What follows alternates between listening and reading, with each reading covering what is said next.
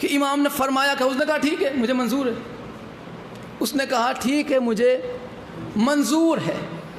اب امام تو فیصلہ کرنے والے تھے نہیں اس کا، کیونکہ امام علیہ السلام نے اس لیے منع فرمایا تھا کہ یہ درباری ہے اور یہ اپنے مقصد کے لیے مجھ سے غلط فیصلے کروانا چاہتا ہے. اور امام وہ ہوتا ہے جو حلال کو حرام نہ ہونے دے، حرام کو حلال نہ ہونے دے. امام علیہ السلام ولی عہدی قبول ہوئی، دعوت رکھی گئی، دعوت رکھی گئی، شاندار دعوت. اس مامون ملون نے 202 گورے عربوں کو بلایا شاندار کھانے کے لیے. دعوت امام علیہ السلام کی ولی عہدی کی خوشی میں کہ امام نے عہدہ قبول کر لی.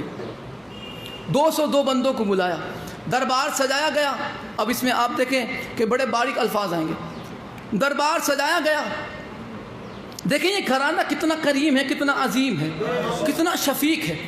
دربار سجا، آدھے بندے ادھر آدھے بندے ادھر، عرب کے گورے بیٹھے، اور ہر گورے کے ساتھ، ہر گورے کے بازو میں ایک کالے حبشی کو کھڑا رکھا. کس لیے؟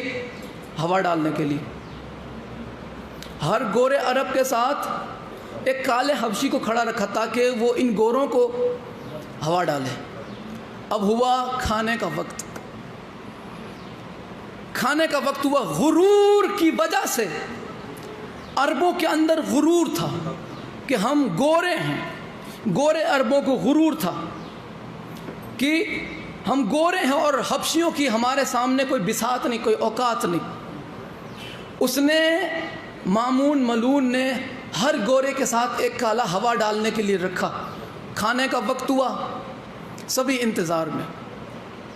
وہ جو گورے تھے وہ انتظار کر رہے تھے کہ مامون کھائے تو ہم شروع کریں. مامون ملون انتظار میں تھا کہ امام شروع کرے تو میں شروع کروں، اور امام انتظار میں تھے کہ غلام کھائے تو میں شروع کروں.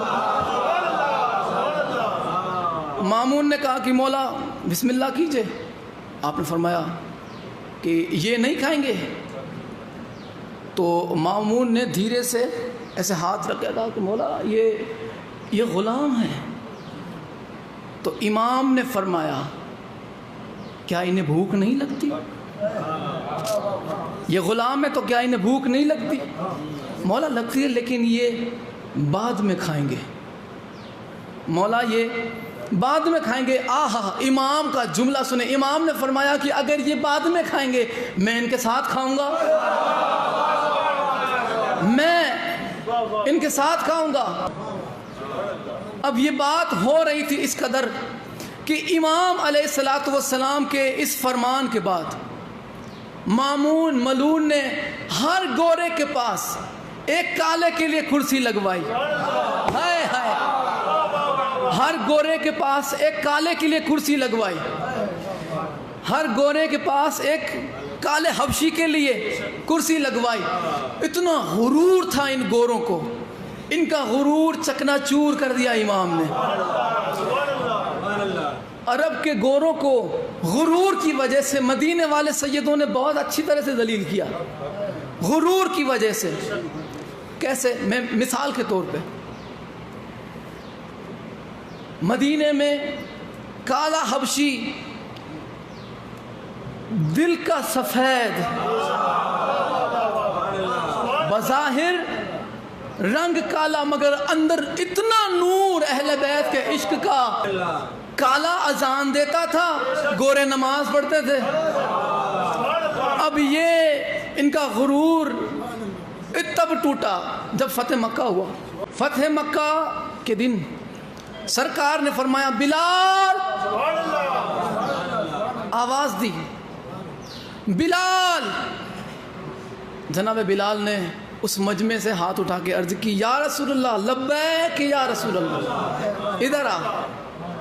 آپ نے فرمایا کعبے کی چھت پہ چڑھ جا، کعبے کی چھت پہ چڑھ جا اور آذان دے. گورے نیچے کھڑے ہیں اور حبشی آج اوپر چڑھے گا، اور وہاں جہاں اللہ کا گھر ہے، اللہ کے گھر کی چھت پہ رسی سے نہیں، کعبے کے غلاف سے چڑھے، کعبے کے غلاف سے چڑھے، اور یہاں پہ گوروں کا رنگ ہونے لگا کالا، گوروں کی جو جل رہے تھے غرور کی وجہ سے، جو جناب بلال سے جل رہے تھے، اتنا مقام دے دیا، اتنا بڑا چڑھا کے اسے رکھا ہوا ہے۔ جناب بلال نے چھت پہ چڑھ کے رسول خدا کی بارگاہ میں عرض کی، یا رسول اللہ ایک پریشانی ہے۔ سرکار نے فرمایا، میرے ہوتے ہوئے بلال تجھے کیسی پریشانی؟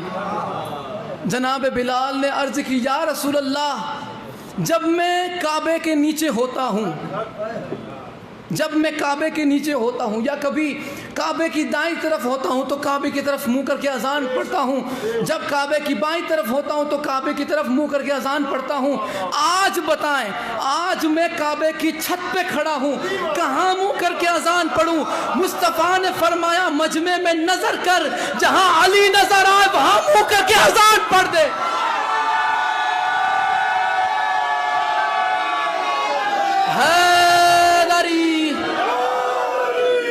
جہاں علی نظر آئے اس طرف منہ کر کے اذان پڑھ، اس لیے کہ علی مثل کعبہ ہے، علی کعبے کی مثل ہے۔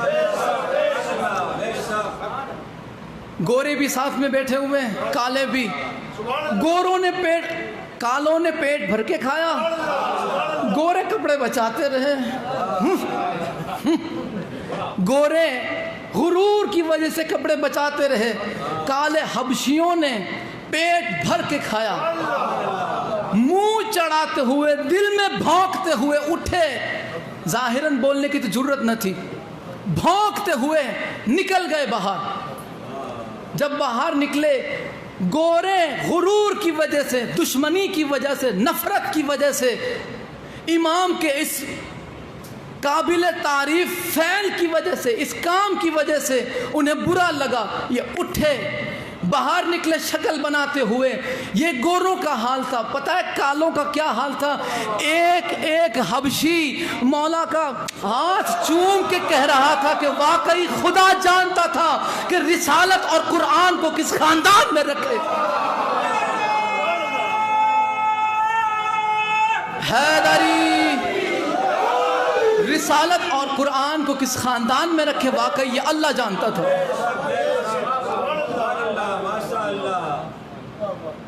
جو غلاموں کو بھی بادشاہوں کے درباروں میں عزت دلائے، جو گمناموں کو نام عطا فرمائے، یہ وہ گھرانہ ہے۔